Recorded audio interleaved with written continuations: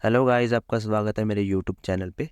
जो आज का रियल इंसिडेंट है वो मेरी मम्मी जी ने मुझे सुनाया था। ये बिल्कुल असली रियल इंसिडेंट है। वो बताता है कि उसकी लड़के की हालत मेरी मम्मी ने खुद देखी थी कि उसकी क्या हालत हो रखी थी। और मतलब कि मम्मी जी बताते कि उसकी बिल्कुल एकदम हालत मतलब कि ख़राब हो चुकी थी। ये बिल्कुल असली स्टोरी है जो कि मेरी मम्मी जी ने सुनाई थी।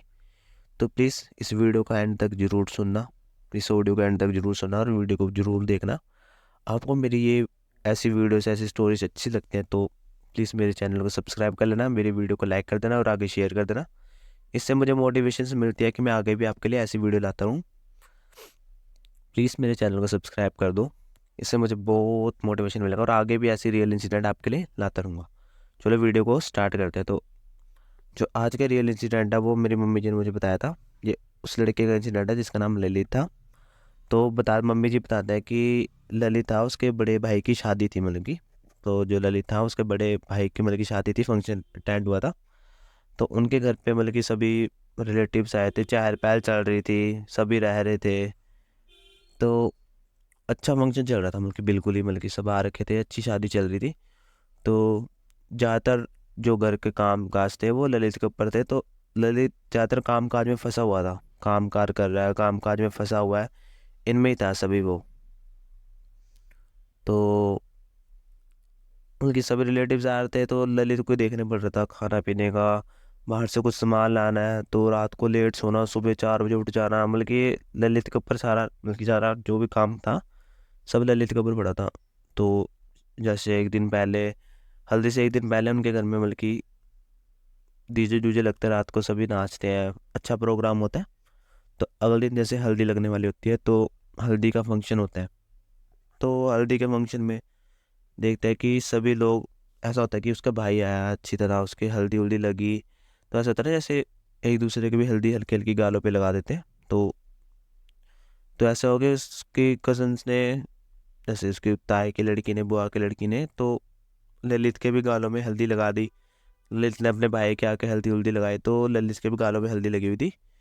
तो ललित को एकदम से काम पड़ता है कि कुछ ना बाहर से लेकर आना है सामान। तो ललित हल्दी लगे हुई अपने गांव से मतलब कैसे बाहर चल जाता। तो उसका गांव ऐसा था जैसे होता है ना कि आपने देखा होगा, गांव एक गांव है, उसमें से रास्ता मतलब कि अलग सा गांव था उनका। मतलब कि जो मेन मार्केट थी उनके गांव से 2 या 3 किलोमीटर दूर थी।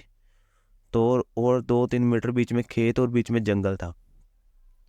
ठीक है। तो ललिता, तो फंक्शन खत्म हुआ तो वो दोपहर के 2:30 या 3 बज रहे होंगे। मतलब कि ऐसे उस टाइम पे बिल्कुल गया वो।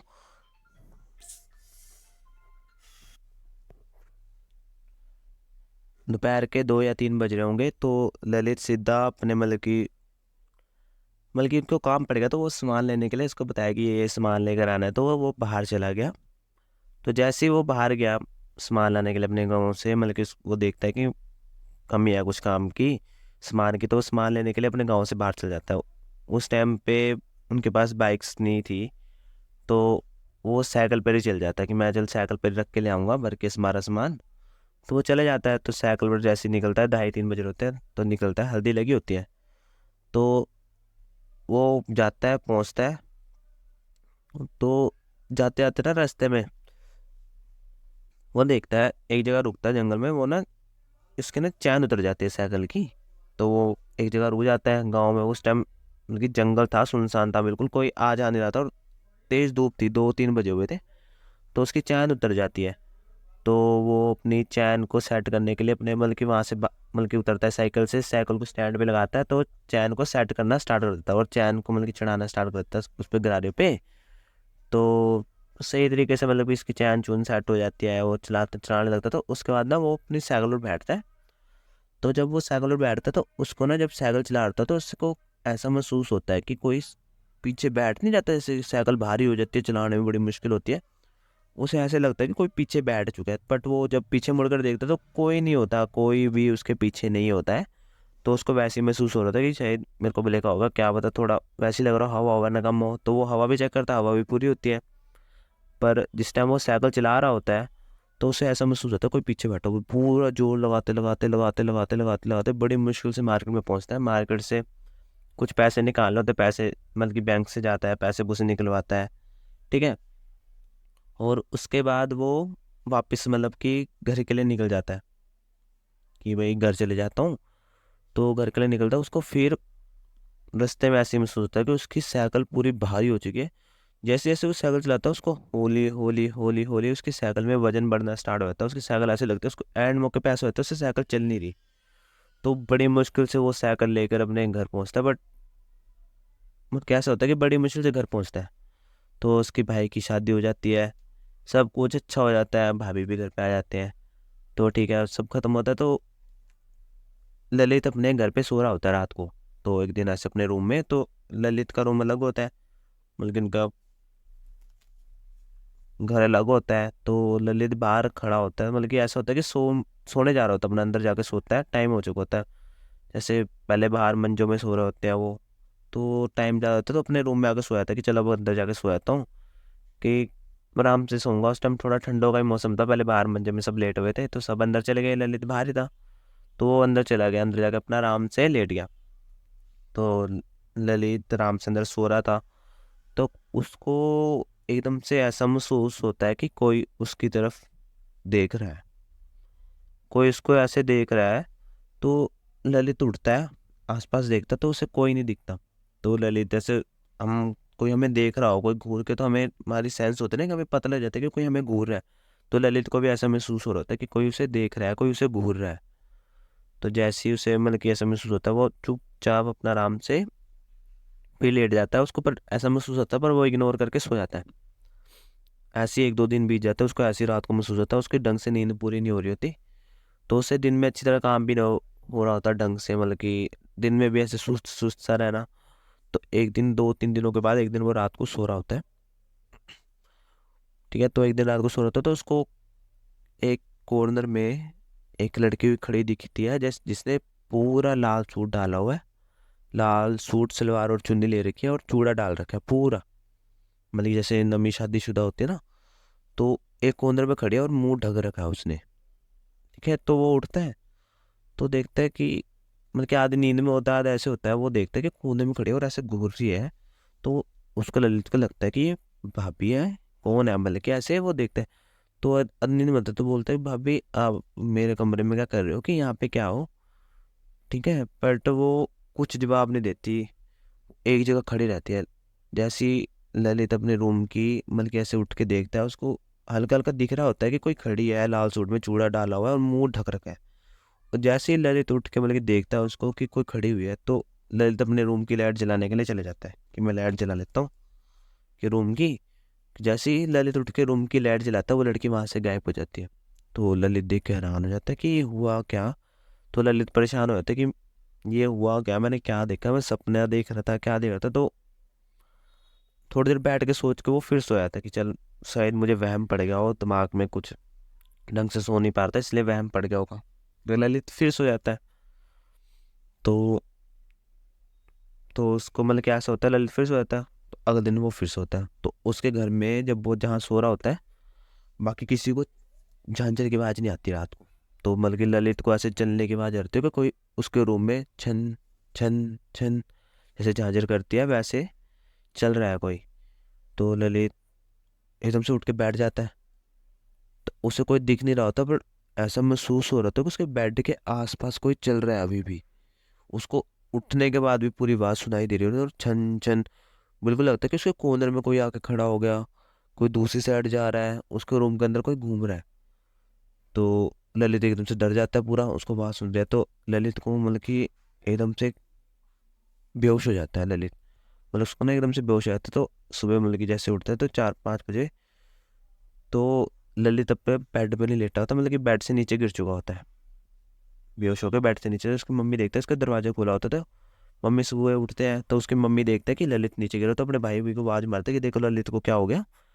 तो जब वो ललित को उठाते तो ललित को बहुत ही तेज फीवर होता है, बहुत ही ज़्यादा तेज फीवर होता है। तो उसको वहाँ रखते हैं, सुबह का टाइम होता है, 7-8 बजता है। तो उसको डॉक्टर के पास लेके जाते हैं, डॉक्टर मेडिसिन देते हैं कि इसे ज़्यादा फीवर हो चुका है, इसके ठंडे पानी की सिर पे पट्टियाँ रखो, इसके बुखार है वो दिमाग में न चढ़ जाए तो खतरा हो सकता है, मतलब कि। तो इसके मम्मी मम्मी इसका बहुत ख्याल रखते हैं, भाभी भी इसके लिए मतलब कि खाने के लिए बनाते हैं, ये कुछ भी खाता है इसको वॉमिटिंग आ जाती, और वॉमिटिंग भी ऐसी आ रही होती है जैसे बीच में से ब्लैकनेस निकल रहा होता है इसके अंदर से, कालापन। ये मतलब कि कुछ खा रहा है तो उसमें वॉमिटिंग आ रहा है, तो जैसे वॉमिटिंग आते हैं, हम कुछ खाते हैं तो वॉमिटिंग में ऐसे होता है ना कि जो खाया है वैसे ही वो हो जाता है। तो वो उसके वॉमिटिंग में ब्लैकपन निकल रहा था, काला कालापन आ रहा था। तो उसके मम्मी पापा और घबरा गए, तो उन्होंने डॉक्टर को बताया। तो डॉक्टर ने बोला कि इसको लीवर का इन्फेक्शन ना हो गया हो, तो एक बार हम चेक कर लेते हैं कि इसका लीवर का, मतलब कि डॉक्टर ने वो भी चेक किया, वो भी सब रिपोर्टें जो भी उन्होंने टेस्ट किया सब एक चीज़ नॉर्मल आई। तो ललित की दिन बर दिन हालत ख़राब हो रही थी। ललित बिल्कुल सुकड़ चुका था, बिल्कुल ही पतला हो चुका था, बीमार हो चुका था। तो उस टाइम मतलब कि उस टाइम मेरी मम्मी जी, मतलब कि तब मेरी मम्मी जी, नानी जी और उनके घर गए थे, मतलब कि उनका हाल चाल पूछने के लिए कि कैसा है ललित। तो जब गांव वालों को पता लगता है तो गांव वाले सभी जाते हैं, तब वो गए थे उनका हाल चाल पूछने के लिए। तो मेरी मम्मी कह रहे कि हमने उस टाइम देखा था, तो उस टाइम मतलब कि उसकी हालत ऐसी हो चुकी थी, बिल्कुल सुकड़ चुका था। तो उस टाइम तो जो मेरी नानी जी थे, तो उन्होंने एक बार मेरी, जो उसकी ललित की मम्मी था, उनको सलाह दी कि एक बार ना इसको किसी बाबा बुबा जी को दिखा लो, क्या बता होता है कि नज़र लग जाती है, कुछ और चीज़ हो जाती है, ऊपरी कसर हो जाती है, क्या एक बार आप दिखा लो इसको। तो जो ललित की मम्मी होते हैं वो मान जाते हैं, वो पंडित जी को घर ले आते हैं, और मेरी नानी जी भी, मतलब कि जो मेरी नानी जी है वो भी वहीं होते हैं, मेरी मम्मी भी वहीं होते हैं। तो जैसे पंडित आता है घर के अंदर आता है, तो इसके पास आके बैठता है। तो थोड़ी देर इसके पास बैठता है ना, तो इसके ऊपर झाड़ फूड करता है, जैसे मोर का फंक्शन होता है ना, इसका झाड़ फूड करता है। तो वो देखते ही इसको बता देता है कि इसके ऊपर ना किसी की साया लग चुका है। तो ठीक है, तो वो करता है कि इसके इस उससे बात करने के लिए हमें पूजा करनी पड़ेगी, तो रात को हम पूजा करेंगे। तो बताते हैं कि रात को पंडित जी ने पूजा की, जैसे शाम के टाइम पे, रात को मेरी शाम के टाइम पे पूजा की। तो ललित लेटा हुआ था, ललित एकदम से उठ कर आया, उस पूजा के अंदर बैठ गया, और ललित एक लड़की के बात में बोलने लग गया कि मैं वो, तो जैसे पंडित जी ने पूछा कि तुम कौन हो, कि क्यों इसको तंग कर रहे हो, तो लड़की के बाद में कोई बोला कि मेरा नाम स्नेहा है, मेरी नवी नवी शादी हुई थी, और मुझे शादी वाले ही दिन मार दिया था।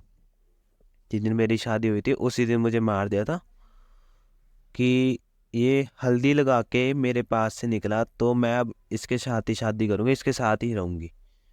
तो जो ललित को आत्मा होती है वो ऐसे बोलते हैं कि मैं अब इसके साथ ही रहूँगी।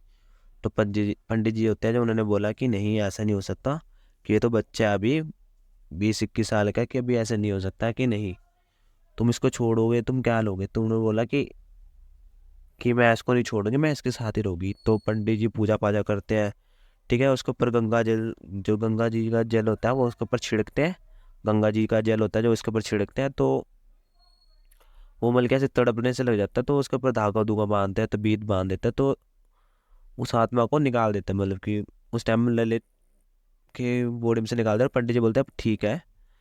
फिर पंडित जी बताते हैं कि कभी भी किसी घर में प्रोग्राम हो, जैसे शादी हो, मुंह पे हल्दी लग जाए, जैसे हल्दी का प्रोग्राम हो, कभी भी जो शादी की शगुन वाली चीज़ होती है वो लगा के हमें कोई सुनसान जगह में नहीं जाना होता, ना कि हमें जंगल वाले एरिया में, ना खेतों में, दोपहर के और रात के टाइम पे तो बिल्कुल नहीं निकलना चाहिए हल्दी के बाद में।